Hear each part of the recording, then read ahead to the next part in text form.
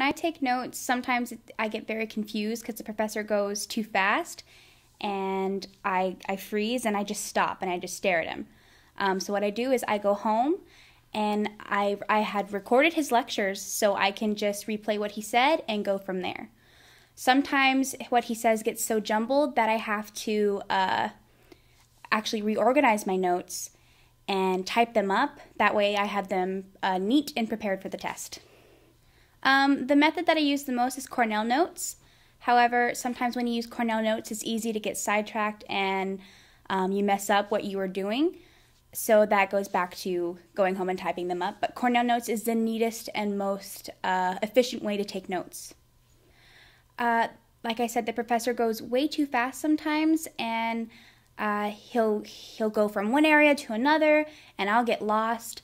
And thankfully, if you use a voice recorder, you can take care of that problem and go home, listen to his lecture, type it up, and you're golden. When I take notes through a textbook, I usually look at the subheadings. So if anything's emphasized, like European civilization, I will subhead that in my notes. I'll put a highlighter through it, and then I'll put in the information that goes with that paragraph. If I know his lecture is going to be very jumbled or fast because he wants to get through it quickly, sometimes I'll just listen to his lecture like it's a story, and I will record it. That way I can get it later.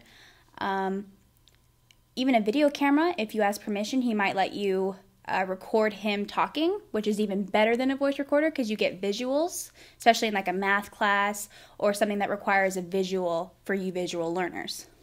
When it comes to taking notes through, when you are taking notes on a PowerPoint, what you need to do is look at the slide, look for the main point, subtitle it, and then take notes that are on the slide. So if the slide's on World War II Japanese Pearl Harbor bombing, so you would subhead it, and then you'd look for the main ideas in the slide, and December 7th, 1941.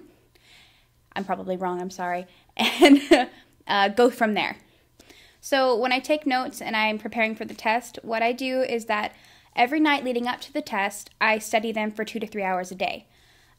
It's more efficient and it's easier to remember it than doing it the night before because that's cramming. You're not going to remember anything if you do that, and you're really just, setting yourself up for failure.